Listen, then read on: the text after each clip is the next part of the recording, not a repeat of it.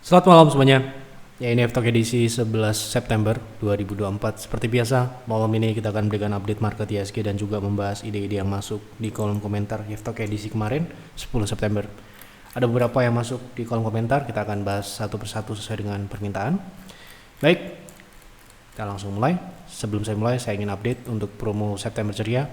Ya, untuk private trading room tersisa paket 6 plus 2, sisa 1, kemudian 12 plus 4, sisa 3. Ini kalau nggak salah tadi 2, berarti ini sudah berkurang 1 ya. Kemudian untuk Bull Hunter, paket 6 plus 2 masih 2, dan paket 12 plus 4 masih ada 3. Silakan Anda pelajari, silakan apabila Anda berminat langsung lihat di kolom deskripsi, masuk ke link untuk melihat update promonya masih ada atau tidak. Silakan Anda tanyakan ke admin. Untuk paket 3 bulan udah nggak ada ya, sisa 6 dan 12 bulan. Langsung kita mulai dari ISG. Hari ini ISG relatif pergerakannya cenderung melemah ya. Penutupannya memang turun tipis 0,0 itu ya bisa dikatakan balik ke harga hampir pembukaan gitu ya. Dan terbentuklah sebuah ya bisa dikatakan candle netral. Ya bisa diartikan buyer dan seller itu memiliki kekuatan yang hampir sama, dan biasanya ini merupakan tanda-tanda ya, tanda-tanda potensi untuk penurunan, meskipun ya tidak selalu. Tanda-tanda ini ya bisa kita antisipasi gitu ya. Nah, kemungkinan ini juga dead cross MACD ini juga kemungkinan akan terjadi dalam waktu dekat ya, mungkin beberapa hari ke depan. Kebetulan juga sudah terbentuk candle yang besok misalkan terjadi penurunan ke 7.726 atau ke bawah, lebih rendah dari itu, mungkin ya terkonfirmasi wave 4 itu dimulai gitu. Kemarin sudah turun sebenarnya cukup signifikan, namun balik ya setelah 7.540 tercapai, balik naik untuk ISG, dan sekarang ini malah membentuk level tertinggi baru ya. Jadi sekali lagi, ketika ISG di posisi yang tinggi seperti sekarang ya, pastikan portofolio Anda dalam kondisi yang ideal, tidak over position dan tidak over diversifikasi, agar ketika nanti turun wave 4 berjalan ya, kita akan lebih mudah untuk menjalaninya gitu. Jadi belum ada perubahan ya, masih sama. Kita lanjut ke pembahasan saham yang pertama. Mohon analisa untuk JSMR swing. Thank you Pak F. Oke, kita lihat. Sekarang ini yang sedang berjalan swing turun ya. Swing turunnya ini masih berjalan. Untuk support sudah relatif dekat ya, mungkin masih bisa tunggu turun sedikit lagi di kisaran 4.700 sampai dengan 4.600. Ini merupakan ya bisa dikatakan support terdekat ya, meskipun kalau turun ke situ agak hati-hati, karena kalau dia tembus saham ini bisa turun lebih dalam, jauh lebih dalam ya. Kita akan lihat jika itu ditembus neckline ya, itu double top ya, dan neckline itu mengkonfirmasi penurunan lebih dalam, yaitu ke target 4.200 sampai dengan 3.800 ya. Jadi untuk swing, saran saya tunggu dulu di area ini. Jika ada rebound, Anda ikutin dengan proteksi ketat ya di 4.600 gitu. Lanjut. Untuk saham agro gimana Pak? Untuk TP jangka pendek ada barang di 273, sudah 2 kali averaging down. 2 kali itu berapa PV gitu ya. Jadi mau 2 kali, 3 kali, 4 kali, dengan catatan kita berapa persen, berapa PV itu yang kita harus tekankan gitu ya. Kalau Anda belinya 10 kali, 2 kali, itu sebenarnya nggak begitu pengaruh. Yang pengaruh itu berapa besar portofolio Anda ya, saham tersebut di dalam portofolio Anda, yaitu berapa PV gitu ya. Misalkan 5 PV, 15 PV. Aduh nggak tahu PV itu apa gitu, misalkan Anda bukan member kan nggak tahu gitu ya. PV itu adalah alokasi dari total portofolio. Misalkan Anda punya portofolio itu total semua saham plus cash itu 100 juta. Kemudian saham tersebut totalnya 5 juta, berarti saham itu 5 PV gitu loh. Itu berarti bobotnya 5%. Ya. PV itu adalah persentase dari keseluruhan modal. Nah, itu ya. Jadi mau dibeli 2 kali, 3 kali, 4 kali, yang terpenting bukan itu. Yang terpenting adalah berapa alokasi yang sudah Anda masukkan ke saham agro ini. Gitu. Nah, ini tanyanya TP jangka pendek. Oke. Di 273 agro. Oke. Sekarang ini posisinya mulai naik ya. Baru kemarin ini breakout Agustus. Nah, ini saat ini memang berada di resist atau target pullback minimal, yaitu di 272. Itu adalah TP1 seharusnya. Ya, kalau Anda beli di situ, TP selanjutnya di berapa? Di 292 sampai dengan 300 ya, 312 dengan stop loss ya, ada stop lossnya ya, jangan sampai nggak ada, nanti nyangkut Anda gitu. Di 258 itu kemungkinan agak di atas toleransi risiko di PTR ya. Misalkan Anda punya di 272 itu mungkin masih 4% ya, jadi mungkin di 256 atau 254 itu bisa dijadikan proteksi gitu ya. Jadi besok lain kali kalau konsultasi bisa disampaikan berapa persen, nggak perlu Anda sebutkan berapa kali jumlah Anda belinya, tetapi langsung ke berapa persen Anda punya ya. Mohon dibahas saham auto untuk potensi trading, apakah menarik entry di harga saat ini? Terima kasih Pak. Oke, kita lihat auto.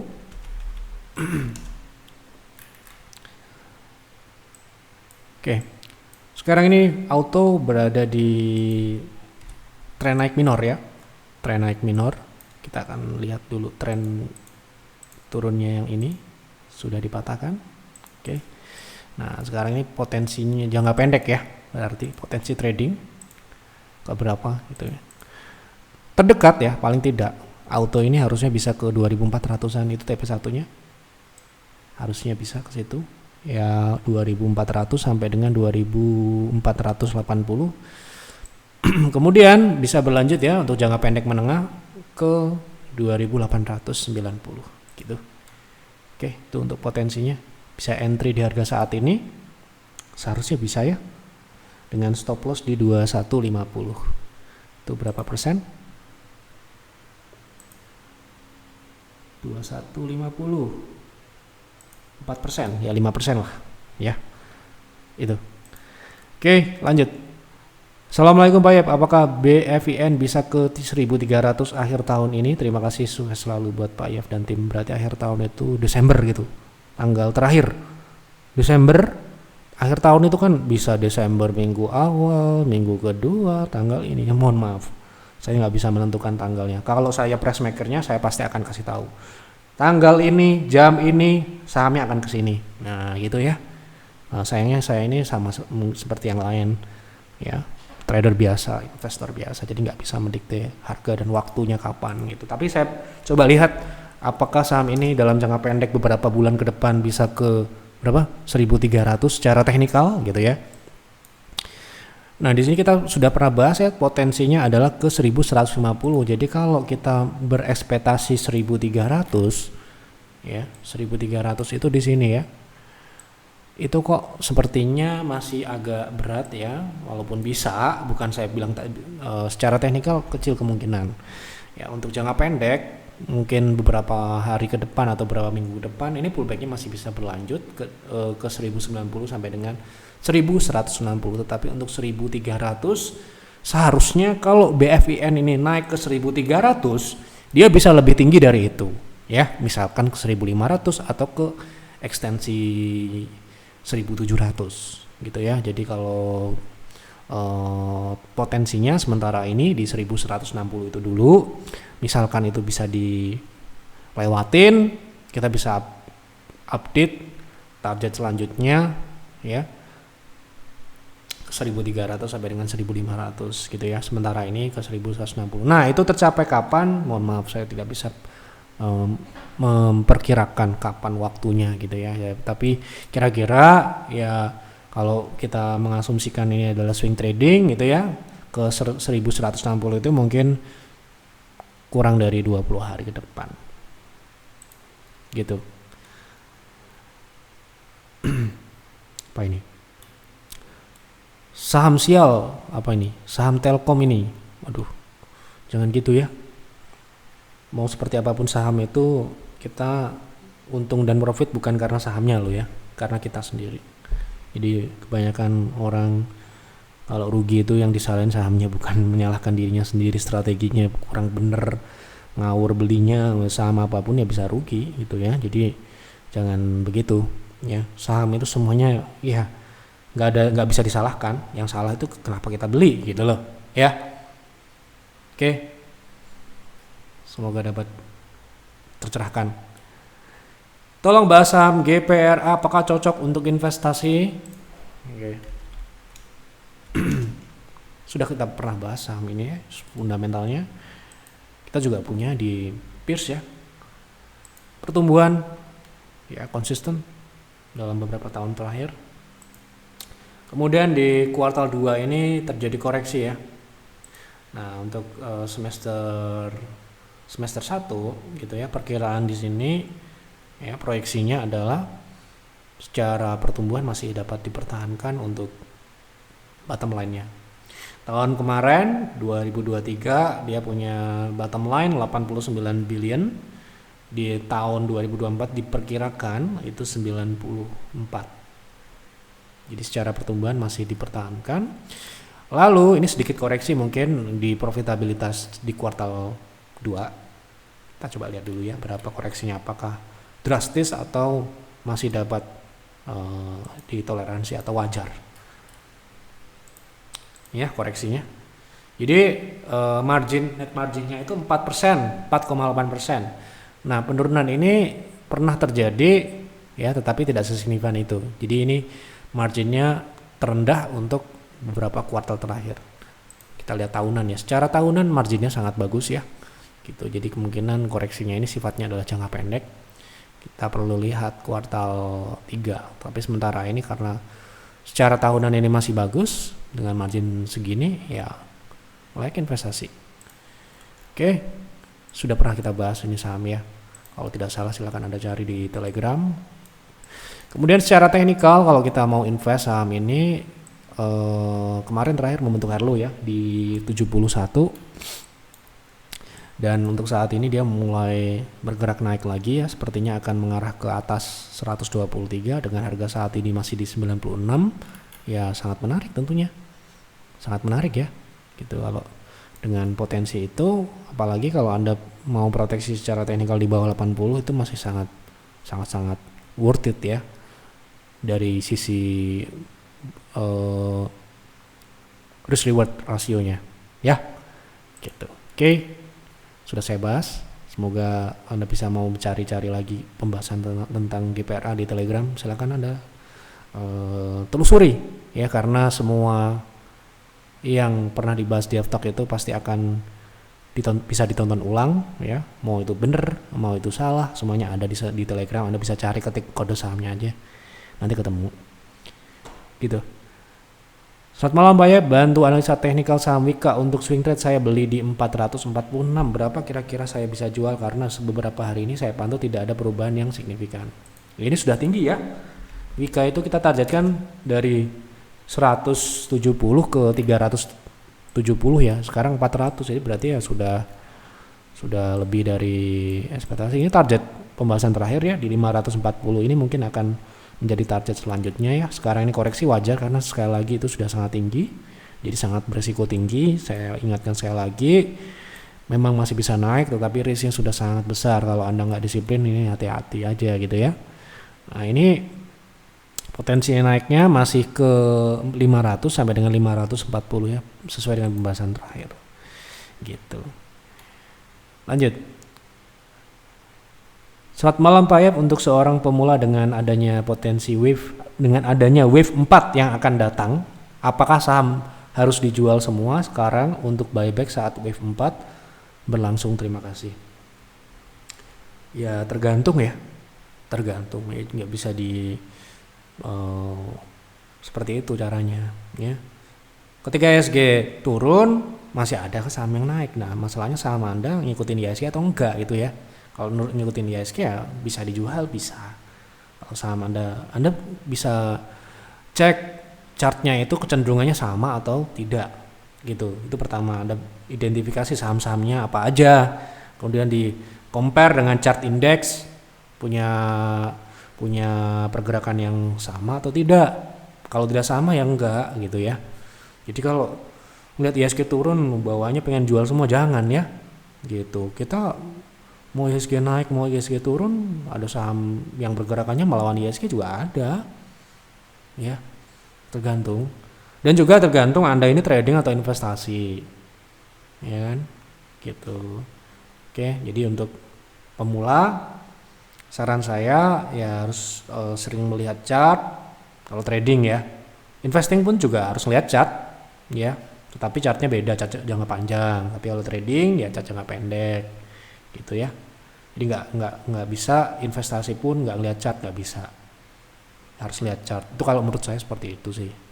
Kalau di luar sana mungkin ada investor nggak ngeliat chart sama sekali dan berhasil, monggo diikutin, silahkan ya. Kita nggak harus sama ya kan gitu. Jadi kalau kita ngelihat ada wave 4 turun, kemungkinan besar saham yang ngikutin ya tentu saja saham-saham yang kemarin membentuk wave 3 ya, mungkin saham big caps ya, yang kemarin juga nggak ikut naik sebenarnya tapi kalau turun ikut gitu ya. Seperti saham-saham big caps, Telkom, mungkin Astra, mungkin BRI, ya mungkin silahkan dicek aja. Lalu kalau saham yang di luar susah ngomongnya, yang naiknya tidak wajar gitu aja lah, seperti saham Barito, saham-saham grup Prayogo Pangestu, itu ya kalau dia turun tentunya besar efeknya ya, karena kemarin kan indeks naik mencetak rekor ya, indeks LQ45 tidak cetak rekor. Ada pertanyaan seperti itu kemarin ya, karena memang yang membuat kenaikan indeks yang mencetak rekor itu memang sahamnya non LQ45 gitu.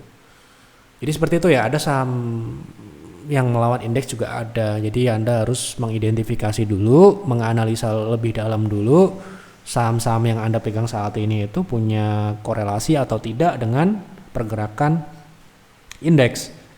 Jadi kalau sama kok mirip-mirip ya, misalkan turun, indeks turun dia ikut turun, misalkan indeks naik dia juga ikut naik, walaupun kenaikan penurunannya tidak sama persentasenya, tetapi relatif memiliki pergerakan yang mirip-mirip gitu ya, naik ikut naik, turun ikut turun gitu.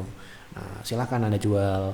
Tapi kalau tidak sama, itu pun trading ya, karena wave 4 ini kan sifatnya jangka pendek ya, koreksi wajar ya, nggak ada indeks naik terus, nggak ada ya.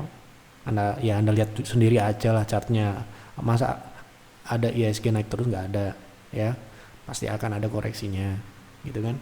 Nah, di dalam koreksi indeks ada saham yang ikut turun, ada yang tidak, ada yang justru malah naik signifikan juga ada, karena uang itu kan ya nggak mungkin diem ya, uang itu berpindah-pindah dari saham yang turun ke saham yang naik, saham yang mau bergerak melawan indeks itu ya. Kalau kita kan juga melakukan itu di private trading room ya, merotasi portofolio itu dengan cepat mengikuti pergerakan jangka pendek. Kalau indeks lagi turun ya kita akan mengurangi trading di saham-saham yang berkorelasi, kita ikut saham-saham yang misalkan saham-saham small caps misalkan ya, middle caps yang masih bisa naik ketika IHSG turun gitu. Itu misalkan itu untuk gambaran lebih lengkapnya tentu saja ya panjang pembahasannya, tapi yang jelas gambaran singkatnya seperti itu ya. Ketika indeks turun ada saham yang naik yang tidak berkorelasi, itu sahamnya apa aja ya Anda cari ya. Kita lanjut. Energi gimana admin? Ya gimana ya. Selamat malam Pak Yep, bantu analisa teknikal saham ASI untuk invest jangka menengah, apakah lebih baik beli sekarang atau nunggu wave 4 nanti? Terima kasih, doa terbaik untuk Pak Yep dan tim. Mau itu wave 4, mau itu wave 3, mau itu wave 4, 5 dan sebagainya, kita harus melihat apakah saham Astra ini layak untuk dibeli ya kan. Itu dulu kalau tujuan kita invest. Ya, jelas sudah sering kita bahas juga, Anda bisa cari kinerjanya ini berpotensi turun berkelanjutan. Kenapa? Ya. Segmen otomotif udah terbukti, ya. Disrupsi dari produk-produk Tiongkok sudah mulai menggerus, walaupun belum signifikan, belum. Kedua, dia punya segmen pertambangan juga berat tahun ini, ya. Mungkin beberapa waktu ke depan juga masih akan berat, ya. Segmen yang lain, misalkan di finansial atau segmen-segmen yang sifatnya tidak terlalu signifikan, mungkin akan terjadi peningkatan, namun tidak akan berdampak besar. Yang terbesar, ya, dari Astra tentu otomotif dan mining, ya. Dua itu tidak bullish. Mau IHSG wave 4, mau wave 5, mau nggak akan kita beli, ya, nggak akan kita rekomendasikan, gitu ya. Kalau trading itu hal yang lain, bukan bicara sahamnya naik ya, bukan hanya itu, tetapi kita harus bicara fundamental, gitu ya. Nah, kalau Anda misalkan, oh saya tidak peduli dengan itu, saya tetap mau invest, baiknya nunggu IHSG wave 4 atau sekarang, tunggulah wave 4, mungkin akan dapat harga yang lebih bagus, tetapi kemungkinan besar tetap akan melanjut turun dengan fundamental yang turun, ya. Ya gitu kira-kira. Memang seperti itu ya. Jadi kita perlu sampaikan seperti itu. Itu pandangan kami seperti itu. Ya, seperti kemarin pertanyaan Telkom, ya, mau itu BUMN kek, mau itu bukan kek. Kalau jelek ya kita bilang jelek, tidak layak, gitu. Ya, oke. Sudah saya jawab semua apa yang ada di kolom komentar. Silahkan tulis kembali di kolom komentar apa yang kita menarik bahas untuk Gev Talk selanjutnya. Tulis, berikan keterangan, berikan penjelasan, ya. Jangan cuma tanya saham ini gimana, ya. Mohon maaf ya, saya jawabnya nggak gimana-gimana kan, gitu kan? Ya, kita jawab gimana, mau jawab gimana, bingung kan? Ya. Jadi sampaikanlah sejelas-jelasnya. Misalkan, oh saham ini untuk investasi seperti tadi ya. Apakah menarik, apakah layak? Saya akan jawab analisa fundamentalnya. Saya akan juga tambahkan bagaimana teknikalnya, apakah perlu menunggu dulu dan sebagainya. Saham ini mau trading Pak, bagus nggak di harga saat ini? Apakah risk rewardnya menarik? Nah gitu. Jadi jangan saham ini gimana? Ya, di konsultasi member aja tanya gimana, itu pasti akan diberikan feedback oleh advisor untuk diperjelas gimana maksudnya untuk beli atau sudah punya dan ingin menjual, gitu kan, gitu. Jadi kita ini di kolom komentar kan bebas, boleh nulis panjang-panjangnya, sejelas-jelasnya, ya nggak perlu panjang-panjang, yang penting jelas, ya, gitu. Nggak ada yang batasan, nggak seperti SMS ya kan, harus bayar per kata gitu kan. Kenapa susah? Apa susahnya menyampaikan konsultasi ya? Kalau Anda berkonsultasi aja susah, ya gimana mau jawab kitanya, ya. Tugas kita itu kan menganalisa saham, bukan menganalisa pikiran Anda ya, gitu. Jadi mohon maaf sekali lagi, bukan bermaksud tidak sopan atau apa, ini untuk kebaikan bersama ya, jawabannya agar sesuai juga apa yang diharapkan. Itu ini juga berlaku untuk member juga. Kalau konsultasi juga harus disampaikan sejelas-jelasnya supaya tidak ada salah jawab, ya, gitu. Oke. Itu yang dapat saya sampaikan di Gev Talk malam ini. Semoga bermanfaat. Silahkan dianalisa lagi, silahkan diproses lagi informasi mentah yang saya sampaikan ini. Sifatnya opini dan prediksi yang bisa benar dan juga bisa salah. Tentunya sebagai orang biasa, bukan price maker ya, wajar seperti itu. Kita perlu memperingatkan itu di awal supaya tidak ada penyesalan ya, karena ya kami tidak mau orang lihat kita kemudian menelan apa yang kami sampaikan itu mentah-mentah ya, gitu ya. Baik, itu saja yang dapat kami sampaikan. Selamat malam dan selamat beristirahat.